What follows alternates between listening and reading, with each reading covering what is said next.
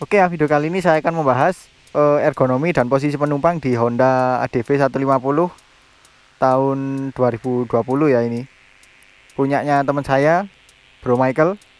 Nanti di follow ya Instagramnya. Oke, sebelum itu sebelum saya membahas ergonominya, kita lihat dulu desainnya. Desainnya bisa dilihat, desainnya sangat besar untuk sebuah motor 150 cc dan kelihatan tinggi ya. Dari depannya kelihatan tinggi banget. Oke, sekarang saya akan coba naik. Gimana sih posisi kaki, posisi tangan, dan jangkauan kaki saya ke tanah di motor ini.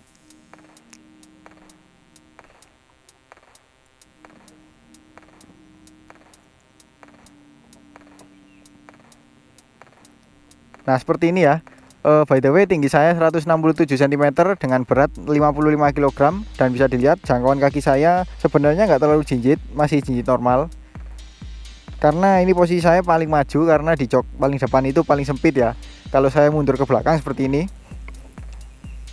Nah, kalau mundur ke belakang jadinya seperti ini. Ini sebenarnya joknya nggak terlalu tinggi, tingginya hanya 795 mm. Tapi karena joknya itu lebar, jadinya kaki itu sedikit mengangkang. Kemudian untuk jangkauan ke stang ini juga sangat nyaman karena posisi badan sangat tegap. Ditambah lagi dengan stang lebar, kemudian stang ke rider itu juga dekat, jadi menambah kenyamanan sih. Terus kalau kaki saya ke atas seperti ini, nah ini yang saya suka. Kenapa? Karena posisi paha itu tidak lurus ya, tapi sedikit agak turun. Jadi bagian belakang kita ini enggak terlalu pegal. Dan ini ada dua pijakan seperti ini. Ini untuk kalau santai bisa lebih mundur seperti ini, atau pingin berkendara lebih sigap kita ke sini. Jadi seperti itu sih. Terus untuk joknya, mungkin ini karakter dari Honda ya. Joknya itu cukup keras, tapi busanya cukup tebal. Mungkin karena busanya itu lebih padat daripada motor-motor Yamaha. Jadi Honda itu lebih mengarah ke durabilitas atau biar awet lah mungkin. Oh ya, satu lagi yang sedikit menjadi catatan itu di bagian depan, di bagian sini. Kalau posisi kaki kita lurus seperti ini ya, itu di bagian ujungnya agak kehalang sama bagian ini.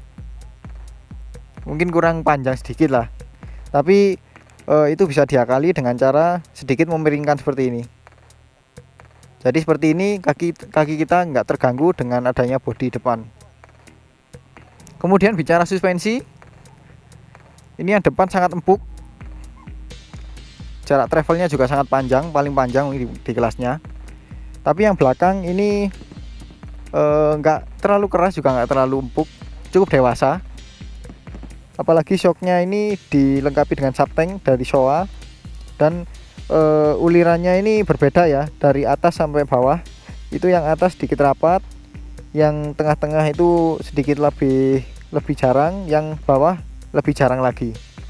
Jadi kalau posisi paling tinggi itu suspensinya lebih keras. Kalau semakin turun itu akan semakin nyaman, semakin empuk. Kemudian untuk bicara kontur joknya, ini konturnya seperti halus, tapi ini nggak terlalu licin, nggak mudah bergeser untuk posisi duduk kita. Tapi di sini, nah di bagian sini seperti kendor gitu loh.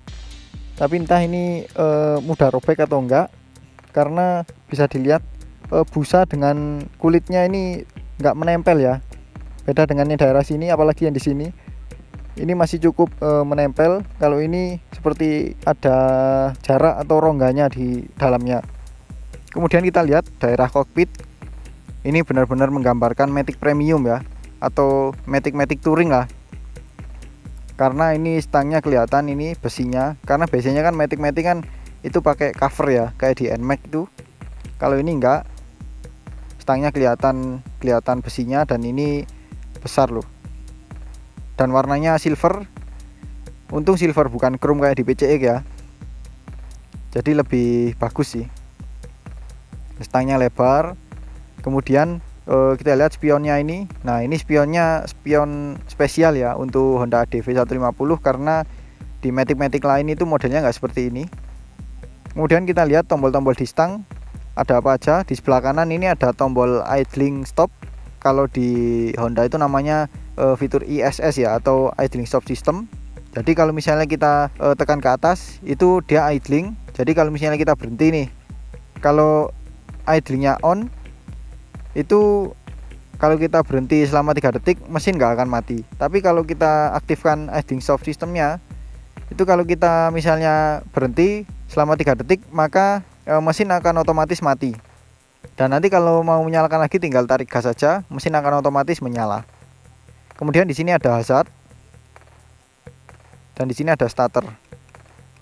Kemudian di sebelah kanan ini ada tombol lampu dekat, lampu jauh, klakson, dan lampu sein. Saya nggak ada pas beam ya. Kalau ada pas beam sih mungkin lebih enak sih ya, meskipun di motor matic pada umumnya nggak memakai pas beam ya, tapi kalau untuk motor ini lebih cocoknya kalau ada sih, tapi it's okay. Kemudian kita lihat di sini ada seinnya ada di sini, jadi kayak kutil ya. Kemudian ini bentuk speedometernya, kalau bisa saya bilang sih ini cukup kecil, tapi cukup informatif sih. Nanti kita lihat apa aja infonya. Dan di sini ada visor atau windshield, dan bisa di setel tanpa bongkar pasang baut. Jadi tinggal tarik tuas ini aja. Nah, untuk menyetelnya kita tinggal tarik 2 tuas ini seperti ini.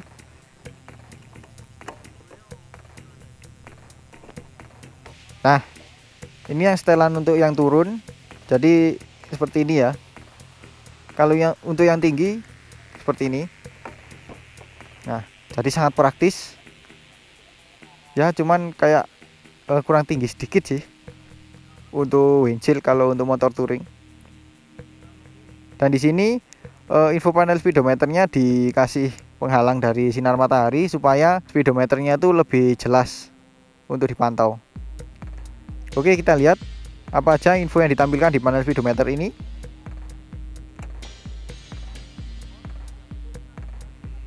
Nah, dilihat sekilas saja sudah kelihatan sangat banyak ya info yang ditampilkan. Pertama kita lihat dari sebelah kiri, di sini ada penunjuk sisa bahan bakar. Kemudian di sini ada hari atau tanggal dan bulan. Di sini ada jam. Kemudian di sini ada trip A. Di sini besar ini ada speedometer. Kemudian di sini ada penunjuk voltase. Terus kemudian di sini ada konsumsi bahan bakar secara real time ya.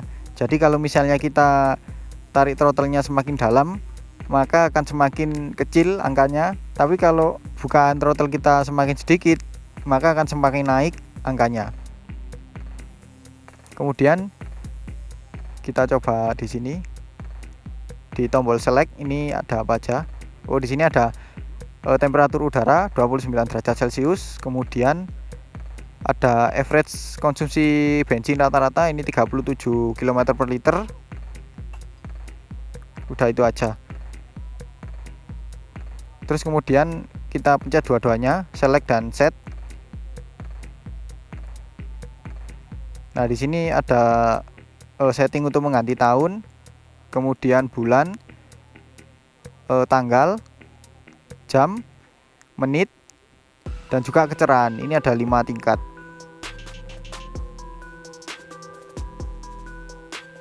Sudah, balik ke trip A.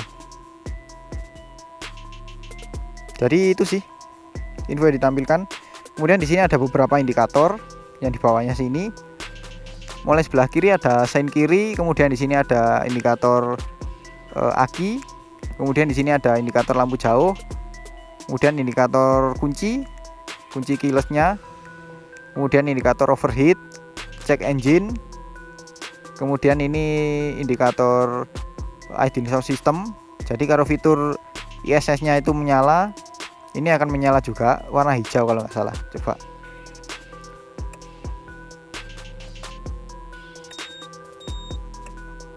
Oh iya, warna hijau. Dan di sini ada indikator ABS karena ini tipe ABS ya, tipe tertinggi, dan sini ada sein kanan. Jadi seperti itu. Dan kalau kita lihat secara keseluruhan ini mirip dengan kakaknya ya, yaitu Honda XADV yang 750 itu, karena basis desainnya mengarah ke situ sih. Oke, setelah ini saya akan duduk di belakang dan teman saya akan duduk di depan untuk merasakan bagaimana sih ergonominya ketika duduk di belakang, dan juga teman saya akan mencoba duduk di depan karena posturnya juga berbeda dengan saya.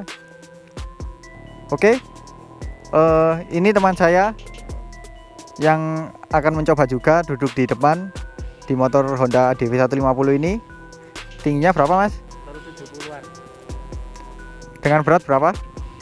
55. Dengan berat badan 55 kg. Ya hampir sama lah dengan saya. Nah, ini bisa dilihat posisi kakinya sangat napak dan malah kakinya itu menekuk. Nah, ini kakinya sangat menekuk. Jadi nggak ada masalah ya untuk jangkauan kaki ke tanah ya. Dan ini posisinya nggak terlalu maju, ini agak ke tengah. Dan ini posisi ke tengah pun kakinya sudah menekuk, apalagi kalau ke depan. Tapi sekarang coba duduk di paling belakang, maksudnya paling mentok. Nah, posisi paling mentok pun kakinya masih menekuk. Jadi untuk postur tinggi 178 cm nggak ada masalah. Nah, kemudian kita lihat kalau kakinya naik ke full step seperti apa.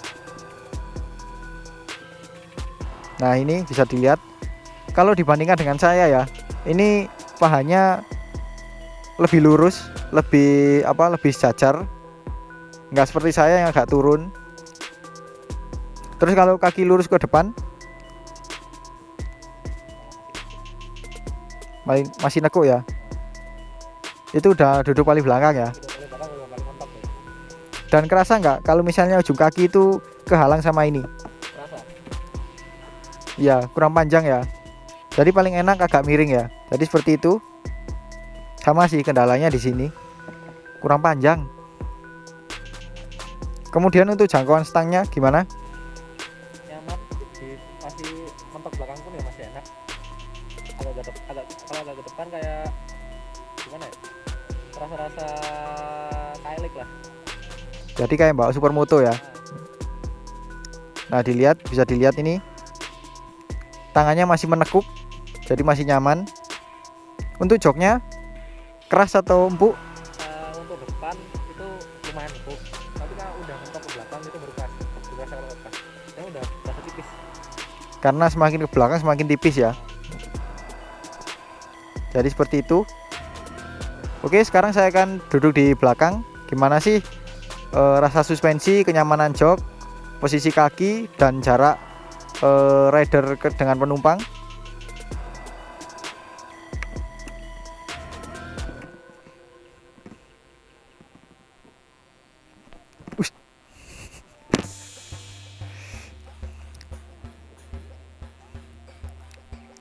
Nah, jadi seperti ini ya posisi penumpang ketika duduk di motor Honda DV 150 ini. Pertama yang saya rasakan itu joknya ya bisa dikatakan sangat lebar lah. Karena ini motor matic besar, jadi ya pasti joknya akan lebih lebar dari motor matic pada umumnya. Kemudian di sini ada behelnya ada di samping, beda dengan PCX atau NMAX yang ada di belakang, ini ada di samping. Jadi menambah kesan keker ya. Jadi seperti itu. Untuk posisi kakinya seperti ini juga nyaman, hampir seperti posisi rider, dimana pahanya ini cukup turun dan jarak ke full step itu juga cukup jauh, jadi kaki semakin nyaman. Cuman di sini untuk full stepnya itu nggak dilengkapi dengan karet, jadi kalau kita salah pilih sepatu atau alas kaki bisa licin ini. Kemudian untuk joknya sendiri, konturnya ini kalau dibandingkan dengan jok rider ini lebih keras karena joknya lebih tipis, dan juga karena ini lebih pendek joknya daripada PCX ya kalau nggak salah. Jadi sisa di belakang itu sangat kecil, bahkan minim, hampir tidak ada. Dan kalau maju paling depan pun seperti ini. Nah ini juga sisanya masih sedikit, tapi paling nyaman agak mundur gini sih, apalagi kalau kita sesama jenis berboncengan. Kalau terlalu dempet ya bahaya sih. Kemudian untuk suspensi, nah kalau dipakai berboncengan seperti itu, menurut saya cukup nyaman ya untuk sebuah motor matic dengan suspensi yang dewasa. Nggak terlalu empuk juga nggak terlalu keras, karena motor ini juga mengejar kestabilan juga. Kemudian untuk jarak penumpang ke rider seperti ini bisa dilihat ya, masih ada sekitar 20 sentian lah. Jadi masih oke untuk misalnya kita mau jaga jarak. Apakah motor ini masih cocok untuk modus? Cocok sih. Karena masih cukup dekat, nggak terlalu dekat juga nggak terlalu jauh sih sebenarnya jaraknya. Jadi mau kejar nyaman juga oke, mau modus juga oke. Oke, mungkin itu aja ya video pembahasan saya mengenai ergonomi dan posisi penumpang di Honda DV150 ini. Maaf kalau misalnya infonya kurang jelas atau ada yang kurang, kalian bisa tambahkan di kolom komentar ya. Kalau kalian suka dengan video ini jangan lupa di like. Kalau ada pertanyaan, kritik atau saran silahkan komen di bawah. Share juga ke sosial media kalian apabila video ini bermanfaat. Dan jangan lupa untuk subscribe untuk mengikuti video-video terbaru dari saya. Nyalakan juga tombol loncengnya untuk mendapatkan notifikasi video-video terbaru dari saya. Follow juga Instagram saya di @mojo_038.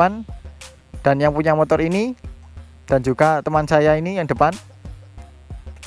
Oke, terima kasih telah menonton dan sampai jumpa di video selanjutnya.